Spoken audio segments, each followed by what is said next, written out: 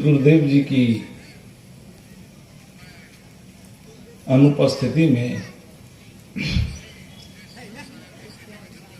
ऐसे हम कहें तो शारीरिक अनुपस्थिति है, और जो अनुपस्थिति हमको खटक रही है, यहाँ जितने लोग बैठे हैं, जितने भक्तगण बैठे हैं, अधिकारी बैठे हैं, एक न एक दिन शारीरिक अनुपस्थिति सबकी होगी, क्योंकि ये संसार का शाश्वत नियम है। कौन आया जो गया नहीं, क्योंकि आगमन की पूर्णता प्रस्थान में, मिलन की पूर्णता विछड़न में, जन्म की पूर्णता मौत में।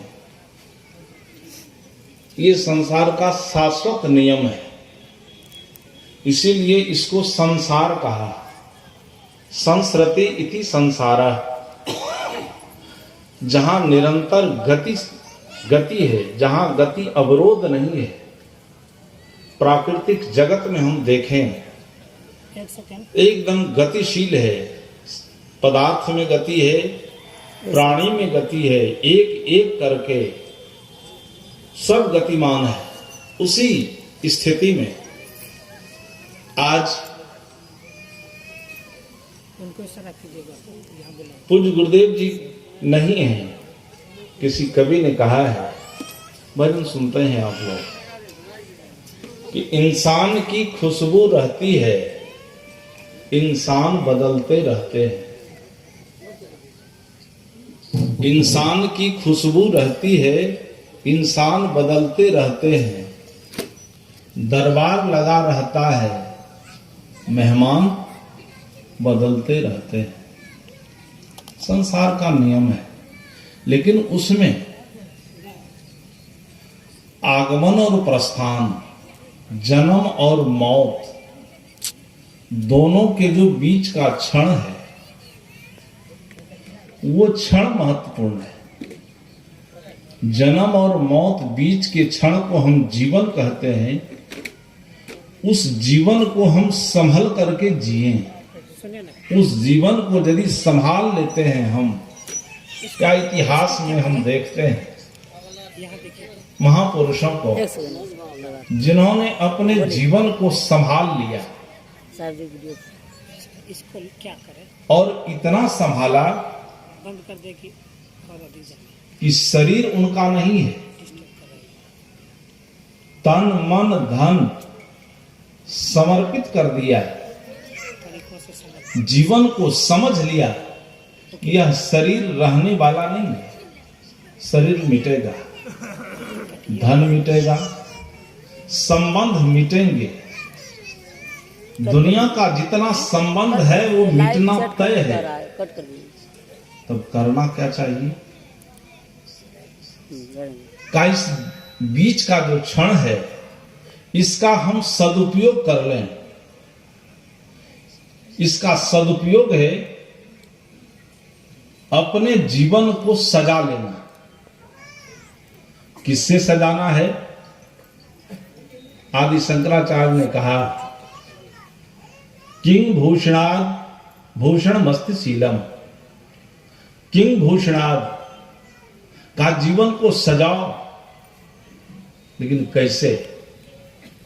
किस आभूषण से? हम आभूषण लगा करके जीवन को सजाना चाहते हैं। आभूषणों का अंबार है, और हर एक व्यक्ति आभूषण लगा करके शारीरिक आकृति को आकर्षक करना चाहता है। शारीरिक आकर्षण के चलते हर एक समय में कुछ न कुछ परिवर्तन होता रहता है। हो गया है परिवर्तन, आज भी हो रहा है। लेकिन आदि शंकराचार्य का कहना है कि किंग भूषणात्, सबसे उत्तम भूषण क्या है? शरीर को सजाना सबसे उत्तम भूषण नहीं है। बाल खाल को सजाना सबसे उत्तम भूषण नहीं है। बढ़िया भवन बन जाए सबसे उत्तम भूषण नहीं है। बढ़िया गाड़ी हो जाए, सबसे उत्तम भूषण नहीं है। हाँ, सबसे उत्तम भूषण है किंग भूषणात् भूषण मस्त शीलम। शील का हो जाना, जीवन में दया हो जाए, जीवन में करुणा हो जाए, जीवन में परोपकार की भावना हो जाए, परोपकार का संस्कार हमारे जीवन में आ जाए। और जहां से परोपकार आरंभ होता है वहीं से मनुष्य का जीवन आरंभ होता है, जन्म से नहीं। जिस दिन से समर्पित हो गया, आज देख लीजिए संत सम्राट सदगुरु कबीर को, कि कबीर साहब समाज में के लिए समर्पित हो गया। समर्पित होने का मतलब समाज पर चिंतन किया और सामाजिक स्थिति को देख करके कबीर साहब के हृदय में दुख हुआ, दर्द हुआ। आज कबीर दर्शन हम पढ़ते हैं, वो दर्द है कि समाज में जातिवाद था, मनुष्य मनुष्य के बीच खाई थी, मनुष्य मनुष्य के बीच घृणा थी। कोई अहंकार की चोटी पर जी रहा है और कोई घृणा की खाई में सिसक रहा है। कबीर साहब दोनों को समान किया लगा। पहले तो अपने जीवन को समझा कि यह शरीर मिट्टी, पानी, आग, हवा से बना हुआ है, पंच भौतिक शरीर है, इसका बिखरना तय है। और ये पंच भौतिक शरीर किसी जाति का नहीं, पदार्थ से बना है, पदार्थ का बिखराव होगा। ये चिंतन करके जो मनुष्य के बीच घृणा की खाई थी उसको पाटा कबीर साहब ने कहा। ये नहीं कहा कि हिंदू तेरा गुण बड़ा, कहा मानुष तेरा गुण बड़ा। मनुष्य को मनुष्य के तरह देखा, कहा ए मनुष्य तुम्हारे गुण की विशेषता है। कहा मानुष तेरा गुण बड़ा, मांस न आवे काज, हाड़ न होते आभरण, त्वचा न बाजन बाज। कहा है मनुष्य तुम्हारे गुण की विशेषता है, जाति की नहीं। कोई जात से उत्तम नहीं होता है, अधम नहीं होता है। सदगुरु कबीर चिंतन किया और दुनिया को एक नई दिशा दिया, और ऐसी दिशा दिया कि आज पूरे विश्व की दृष्टि भारत पर टिकी हुई है। और भारत में सदगुरु कबीर के विचारों की तरफ उसी तरह परम पूज्य सदगुरु देव जी का शरीर नहीं है, लेकिन अपने जीवन को जो कबीर साहब के दर्शन को समझे थे, कबीर साहब के दर्शन को जीवन में उतारे थे, कबीर साहब के दर्शन को जी रहे थे। और जब कबीर साहब के दर्शन उनके जीवन में भींगा, तब समाज पर दृष्टि पड़ी। और जब समाज पर दृष्टि पड़ी तो मैं देखा हूं 84 से कि पैदल यात्रा करते थे, पैदल गए हैं सत्संग में, बैलगाड़ी से गए हैं। जब भागलपुर हाई लेवल में पुल नहीं बना था, जब हम लोग साथ चलते थे, हाथ में झोला एटेची कपाड़ पर लेकर के, बालू, गरम बालू पर जब चलते थे तो पैर आगे करते थे, पैर पीछे हो जाता था। उस कठिनाई को झेलकर एक ही दर्द था पूज्य गुरुदेव जी के हृदय में कि सामाजिक चेतना का जागरण हो जाए। सामाजिक चेतना प्रशमित हो गई है। प्रशमित चेतना का जब तक जागरण नहीं होगा तब तक सामाजिक परिवर्तन नहीं आएगा। और ये आजीवन जब से होश संभाले, लगभग 20 वर्षों की अवस्था से 80 वर्ष तक, 83 तक, लगभग 63 वर्षों तक, जब तक शरीर में सांस रहा, जब तक सांस लेते रहे, तब तक सामाजिक चेतना के जागरण का काम रुका नहीं। और जब अंतिम घड़ी आई, अंतिम उपदेश पूज्य गुरुदेव जी का हॉस्पिटल में, कि जब जीवन को निकट से समझ लिए कि अब शरीर नहीं रहेगा, कहा कि मेरा काम पूरा हो गया बेटा। और अब ये शरीर रहेगा नहीं, हॉस्पिटल से लेकर चलो, समझिए उस समय हमको कहते हैं, चूंकि हम लाना नहीं चाहते थे, हम लोग चाहते थे कि स्वस्थ हो जाएं। पूज्य गुरुदेव जी ने बुलाकर कहा कि बेटा, नाक में पाइप लगी हुई थी, कहा कि शरीर नहीं रहेगा। लोकमान्य तिलक जी की पंक्ति सुनाए, क्योंकि हम नहीं लाना चाहते थे, हमारे हृदय को आंदोलित कर दिया कि नहीं अब ले ही जाना है। कहे कि देखो लोकमान्य तिलक जी की पंक्ति, कहा यम सेना की विमल ध्वजा अब जरा दृष्टि में आती है, करती हुई युद्ध रोगों से देह हारती जाती है। कहा अब शरीर नहीं रहेगा, मेरा काम पूरा हो गया। और तब मैं उनको वहां से आया। कहने का मतलब है कि जब तक शरीर में सांस रहा तब तक सामाजिक चेतना को जगाने, कुछ लोग कहते हैं कि केवल पूज्य गुरुदेव जी का भाषण, कुछ लोग जो आलोचना कर रहे हो, कुछ भाषण किए, हमके पहले भाषण की आवश्यकता थी कि सामाजिक चेतना इतनी सोई हुई थी, समाज इतना सोया हुआ था कि उसके बीच संरचनात्मक काम संभव नहीं है। इसलिए पहले उसकी चेतना जगे, और जब चेतना जगेगी तब रचनात्मक काम किया जा सकता है। वो रचनात्मक काम का विकास कहां से होगा? उसी के लिए जीवन ज्योति केंद्र की स्थापना हुई थी कि हम नहीं रहेंगे, जीवन ज्योति केंद्र रहेगा, और जो आने वाली पीढ़ी होगी उससे समाज में संरचनात्मक काम होगा। इसलिए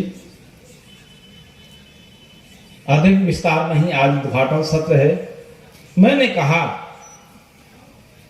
कि अतीत के जितने महापुरुष हैं, सभी महापुरुषों ने एक काम किया। सभी संत गुरुजन देख रहे हैं कि घूम घूम करके समाज की चेतना का जागरण कर रहे हैं, समाज की चेतना को जगा रहे हैं।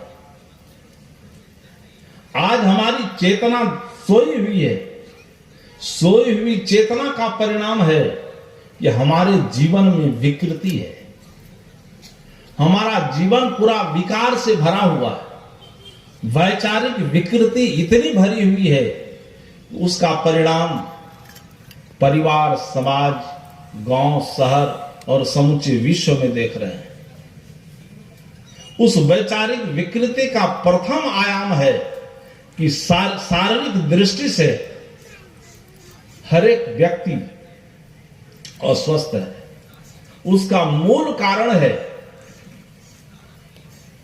कि जैसे जैसे हमारा खान पान, रहन सहन विकृत होता गया, वैसे वैसे हमारी स्थिति बदलती गई, हमारी आयु घटती गई।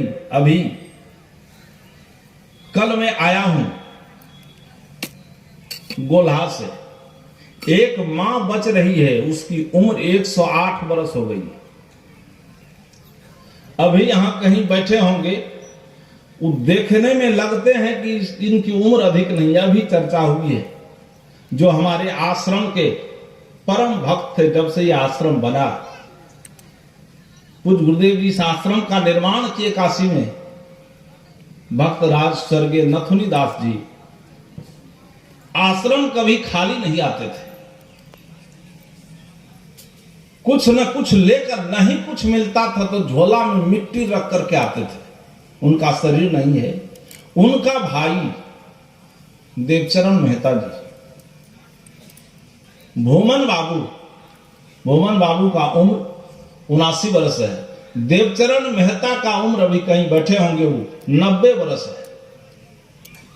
काहे कि उनका आहार शुद्ध रहा सब दिन, और ऋषि ने जो संविधान दिया, ऋषि प्रदत्त संविधान है कि आहार शुद्धो सत शुद्धि। संविधान तो हमारे देश में बनता है, बना है। अंबेडकर जी के द्वारा जो बना हुआ संविधान है, उस संविधान में संशोधन होता जा रहा है, होता रहेगा। लेकिन ऋषि प्रदत्त जो संविधान है, ऋषि ने जो हमको संविधान दिया, आहार शुद्धो सत शुद्धि। ऋषि ने संविधान दिया मातृवत परदारेषु। ऋषि ने संविधान दिया जननी सम जानहु पर नारी। यदि इस संविधान का पालन सब लोग कर लें, इस संविधान का पालन, इसमें कोई परिवर्तन होना संभव नहीं, इस संविधान का पालन समूचा देशवासी करने लगे, परिवर्तन हो जाए, इसको मान ले, तो सबके जीवन में शांति आ जाएगी कि नहीं? भय रहेगा, सबके जीवन में निर्भयता आ जाएगी, सबका जीवन स्वस्थ हो जाएगा। लेकिन उस संविधान के अनुकूल हमारा जीवन नहीं रहने के कारण आज हमारा जीवन अव्यवस्थित है, हमारे जीवन में दुख है। इसलिए संतों के द्वारा जो विचार दिया जा रहा है वो है चेतना जागरण का काम। चैतिक स्थिति हमारी जगे,